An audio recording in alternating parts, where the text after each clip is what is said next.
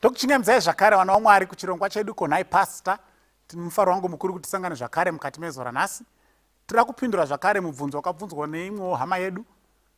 Maringe nezvimwe zvatakadzidza kumashure takambodzidza pamusoro pezvekudya kune vatanga kusangana nesu nhasi mukatarisa paplatform apa. Just scroll back munowana takataura nezvekudya. Saka pana azobvunza mubvunzo tichangoverenga sekupiwa kwawaitwa pascreen. Ari kuti ko pana Genesis 9 verse 3 nguruve haipo here apo?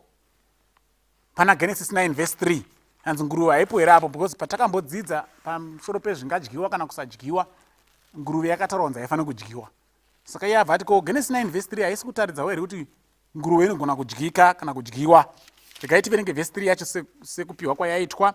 Every moving thing that lives shall be food for you. I have given you all things, even as the green herbs. Ndo vhesi yacho rikunzi kana Mwari ari kuti zvese zvinokambaira zvipenyu ndaakukupai zvive zvokudya zvenyu sekukupai kwandakakuitaiwo miriwo mitema. Saka nguruve haipo here pazvese zvinokambaira. Now chekutanga regai nditange neipapo kuti kana tichiverenga bhaibheri pane zvimwe zviga zvatinofanira kutevedzera kuti tisakanganisike pakunzwisisa kuti Mwari aida kudii kuti kudii. Chekutanga mukatarisa vakomana vakararama during the 14th, 15th, 16th century yainzi the Great Reformation period. Vane ainzi battle cry of the Reformation. Kana kuti kudanidzira kukuru kwevanhu vaishuvira kudzokera pashoko raMwari. Yekutanga vaiitiyo sola scriptura. Inoreva kuti the Bible and the Bible alone. Saka vanga kuti aiwa tanyanya kunzwa ngano dzevanhu ngatimboshandisei bhaibheri chete tinzwe kuti kudii panyaya idzi. Yechipiri yainzi total scriptura. Yaireva kuti the Bible in its totality. Kana taakuverenga bhaibheri racho hatidi kungotora chipati ichi tomhanya neichocho. Ngatiti mavhesi acho ese bvu apa. Togoona manje kuti rinoti kudii. Ndio yavaiti total scriptura, the Bible kana kuti the scripture in its totality. Kureva kuti usangotore kachidimbu wotogadzira dzidziso kubva pakare. Yechitatu ndichangogumira pane yechitatu iyoyo. Vaiti scriptura sui ipsias interpres. Scriptura sui ipsias interpres. Vachirevei let the scripture interpret itself. Kureva kuti vaiti kana tavhura mavhesi isusu ngatisauye nepfungwa dzedu kubhaibheri. Ngatitendere iro bhaibheri kuti rizvidudzire pachezvaro. Saka ndiri kungoda kushandisa mbiri dzacho dzekupedzisira idzi. Total scriptura na scriptura sui ipsias interpres. Kuti tinzwe zviri kutaurwa panapa. Saka bhaibheri rati every moving thing that lives shall be food for you. Tikatora those two principles, total scriptura and scriptura sui ipsias interpres, tinogona kunzwisisa zviri kutaurwa panapa. Total scriptura, the scripture in its totality. Usava nedzidziso inobva pavhesi imwe chete. Isa mavhesi acho ese apo uati bvu. Wozotendera bhaibheri kuti richizvidudzire pachizvaro. Saka mukaverenga vhesi ya4 yacho inobva yati but you shall not eat flesh with its life. Handichatombodi kupedzisa zviri mberi. Now Mwari ati zvipenyu zvese zvinokambaira chichava zvokudya zvenyu. Ukagumira ipapo zveshe unobva watomhanya kunodya zvese.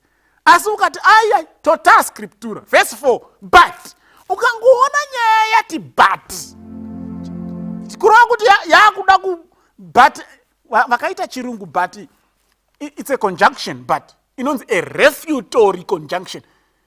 Chibatanidzi asi chinoramba pfungwa yaitaurwa mumashure. It refutes a previous idea. Saka ndikakuti ende wakachena but chiteerera pandakuda kutaura ndo pakatokosha pekuchena chitopo pasiya. Pandati but zvandakuda kutaura ndo zvakakosha. Saka Mwari ati zvipenyu zvese idyai but. Saka kana patongoita but kurova kutoti pfungwa yakuti zvese yakutokanseliwa panapa. It's being refuted. That's total scriptura. Saka anoqualifyiwa papi but apo pekutanga panonzi musadya zvine ropa. Kurova kuti hatingodyi zvese zvese. Yabva yanzi but neropa musadya. Mukaenda kuna Leviticus chapter 11 verse ya 1 na 2 kuti munzwe language iri ipapo futi tiri under but. Leviticus 11 verse 1 na 2. Now the Lord spoke to Moses and Aaron, saying to them, speak to the children of Israel, saying, these are the animals which you may eat among all the animals that are on the earth. Mamwe versions anoti of all the animals, these are those that you may eat. Pamhuka dzose idzi ndo dzamungadya. Kurova kutoti pana but mhuka dzese dziripo but idzi ndo dzamungadya. Ende patakadzidza kumashure takadzidza kuti dzaitawo mapoka ekunzi idzi dzakachena idzi hadzina kuchena. Chaichenesa kana kusvibisa dzimwe ndechekuti dzakachena dzainzi dzine hwanda rakaparadzana dzinodzeya. Saka Genesis 9 zvese zvipenyu but chitarisai kuti dzine hwanda rakaparadzana here dzinodzeya here. Zvese zvipenyu but musadya neropa racho. Zvese zvipenyu but tarisai kuti zvine zvimbi here uye zvine makwande here. Zvese zvipenyu but. Saka ukangoverenga pazasi ipapo unotowana guidance. Reka ndipedze ndichiverenga Genesis chapter 7 verse ya 2 inobva yati, you shall take with you 7 of each of every clean animal, a male and his female, 2 each of animals that are unclean, a male and his female. Mwari anga atogara atocategorize dzakachena nedzisina kuchena right before the flood. Saka vakatozobuda muflood pari kunzi ndakupai mhuka dzese, asi vaitoziva kuti pane dzakachena pane dzisina kuchena, because pachapter 7 Mwari anga atoti dzakachena ngadzipinde 14 dzisina dzopinda 2 aitoziva kuti dzakachena dzichapesera dzava chikafu, saka dzinopinda dzakawandawo mukarava. Dzisina kuchena hadzivi chikafu, saka ngadzikopinde hono nehadzi kuitira dzizoramba hadzo dzichiberekana zvakadaro. But idzi dzandichaita chikafu idzi ngadzipinde dziri 14. Saka total scriptura, the Bible in its totality. Tikangotora verse 3 ya Genesis 9 iri yega zvedu tinodya zvese. Asi tikatora Bhaibheri mukuzara kwaro toisa nyaya dzacho pajikerere todziisa patafura, unozoona kuti aiwa zvine maconditions, zvine but kuseri kwazvo. Ndoda kudayira kuti Mwari atibatsira. Amen.